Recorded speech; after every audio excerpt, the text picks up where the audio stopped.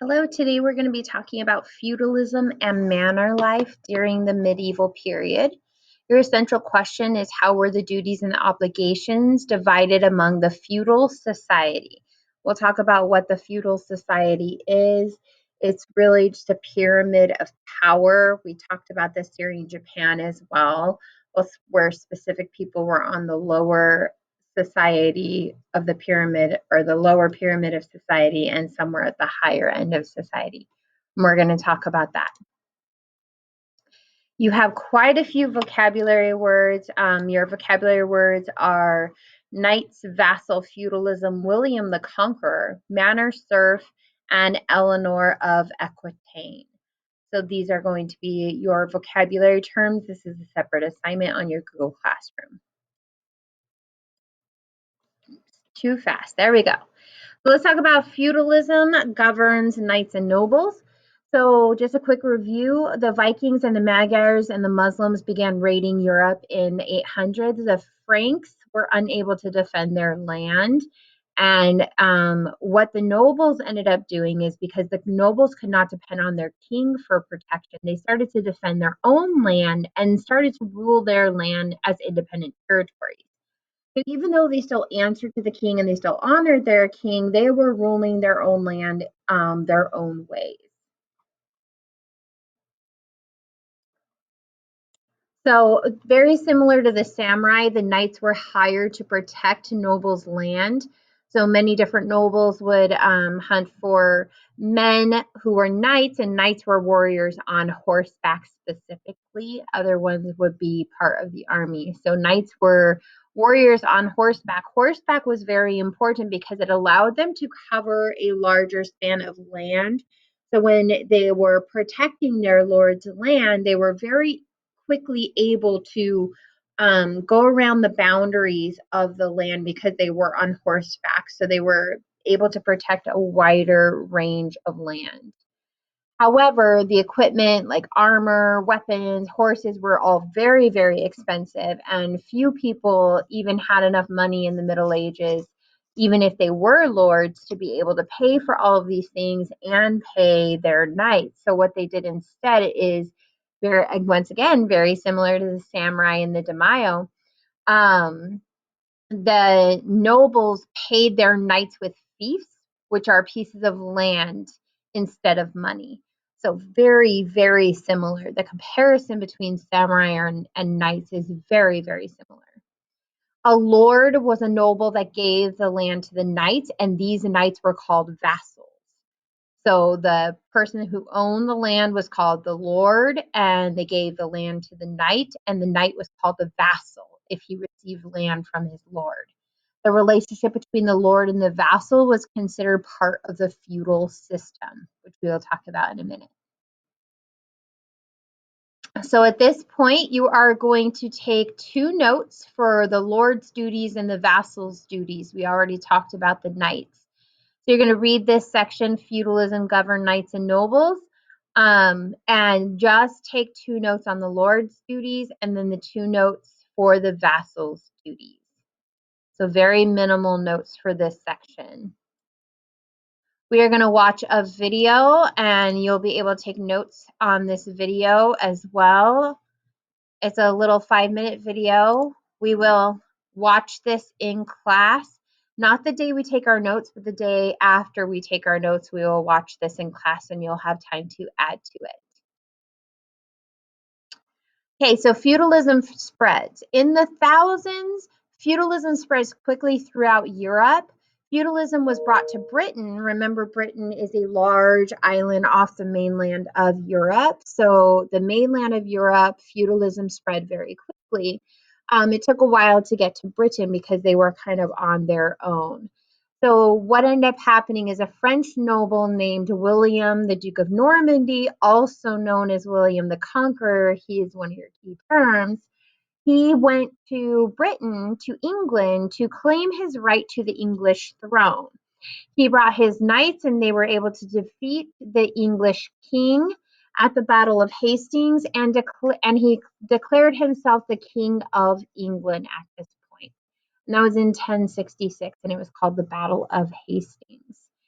After he was able to claim his right to the English throne, he settled in Britain and started giving away land that he conquered to his knights, and thus the feudalism began in England. The manor system, the manor was the large plot of land that the lords owned, and they would divide it up into smaller sections. And what ended up happening is the knights did not have time to farm their own land that were given to them by the lords. And so what they did is they would have peasants come and grow food on their land, and in return, the peasants gave the knights food or other payment. So the peasants usually got a little hut on the piece of land, and they would farm in a small plot next to their homes, as well as work in the fields. The peasants and the serfs would work in the fields.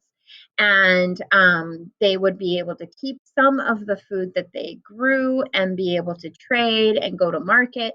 But that food and other payment, it could be the other payment would be if they had sheep on their land, the wool from the sheep could be turned into cloth and given to the knights, or even traded for other items that the knights might need. The peasants did not own their own land, but they were allowed to live there and farm on it. The large estate that was owned by the knight and the lord, they were called the manor. So it's the large plot of land, and everybody lived on that land. The peasants and the serfs and everybody lived on that land, but the manor itself was that whole plot of land with everything on it. Some peasants, this is what a manor might have looked like. Some peasants even worked in the manor. They could be cooks. They might clean, work in the stables. So the peasants were also allowed to work in the manor to earn a living. This is what a manor might have looked like. It's a little blurry. So the manor, the lord's castle, would usually be somewhere in the center. This one is surrounded by a moat for obvious reasons for protection. So you have the fields that the serfs and some of the peasants might have worked in. You can see the peasants' houses here. They would have small farms behind it, more fields. Serfs' houses, the serfs were the ones that primarily worked just in the fields or in the pastures. They might have had a mill on their land. Sometimes, if they were large enough, they might have a church for all of the serfs and the peasants and the people that worked in the castle and the knights themselves. So if it was a large enough manor, they might even have a church built on the land as well.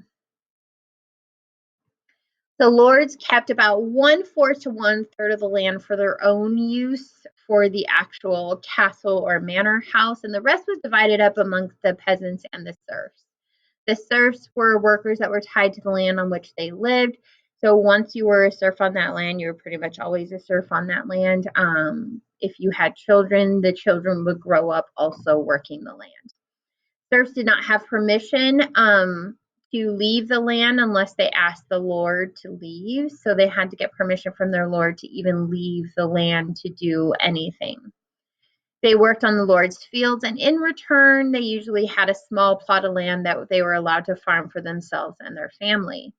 The lords also, in return, protected the serfs from outlaws and raiders. So not only did they get a small plot of land and a place to live in return for all of the work that they were doing on the manor, they were also protected by the lords from any raiders that might come. So they did have the lord's protection as well. So you're going to finish taking notes on this section. You're going to take 2 notes on the manor lords. So what did the lords do? What did the women do? So 2 notes on each of those. And then identify who Eleanor of Aquitaine was. And she is one of your key terms as well. So you're really just filling in 5 blank bullet points for this. 2 notes on the manor lords, 2 notes on women's roles, and 1 on who was Eleanor of Aquitaine. Okay, so towns and trade grew. Around 1,000 small towns started to grow into larger cities, and then more small towns emerged around those larger cities. Some things that helped the larger cities grow in size and increase in population was the fact that there was more food readily available. So because people weren't starving, they had better health, and because there were more technology like the plow and the horse collar, which allowed them to plow more food and faster, they were able to produce more food to support a larger population. They used horses instead of oxen because oxen were actually very slow. So ox were really slow. By using horses, it sped up the process and made farming and harvesting processes much faster because they were able to plow the land and prep the land and harvest the land faster. They were able to trade more often and sooner than they had before. So because they had more materials and more products to trade in the towns actually increased. And what ended up happening is that merchants would bring different goods from Asia and Africa to trade with them. So trade increased. And because trade was increasing, there were also more jobs in these big cities that were connected to trade. And so many of the peasants left the farms to work in the cities, and that ended up weakening the manor system because there weren't enough people to work these large manors that eventually that manor system fell apart. So here you're going to finish your notes. You're going to go back to those two sections and just fill in the blank notes. We're going to do the video notes together the day after we take Cornell notes. And then you're going to underline any vocabulary keywords that you might find, as well as highlight main ideas, and then write your summary in 2 to 3 sentences that answers the essential question. So here we get to feudalism. You're going to have an activity on Google Classroom as a separate assignment. And basically what you're going to do is you're going to label these 4 sections with these 4 headings: king, nobility, knights, and vassals. So you are going to fill all these in here, okay? And basically, actually, peasants are going to go on the bottom. Knights and vassals will go here. Nobles will go here, and king will go here. And then what you're going to do is you're going to use this infographic right here, as well as your 9.3 notes, to fill in all of these questions for each of the different stations of the feudalism pyramid. So, for instance, king gave their nobles what? Well, king gave their nobles land. Nobles gave their knights what? Well, they also gave them land, right? In return for the protection. Knights gave peasants what? Knights also gave peasants land, right? So they all gave each other land, which made that big piece of land that the king gave the nobles, and it slowly gets smaller and smaller and smaller because they're giving away land. Sometimes just to work and live on, but sometimes as also a gift or payment. I'm going to put the definition of feudalism. And then you're also going to say what they all gave. So the peasants gave the knights what? Well, they gave them food and some sort of other payment usually gained from the land. Knights gave nobles what? Protection for their land, right? Nobles gave king what? They gave them their respect, their honor, their dedication to their king, and their support for anything that the king did. And then under here, you're going to put the jobs of each of the people. So what was the king's job? What were the nobles' job? What were the knights' job? And then finally, what were the peasants' jobs? So peasants and serfs would be at the bottom. Knights and vassals in the middle. Then you have your nobility here, and then your king here. So you'll fill in all of these different sections on the activity.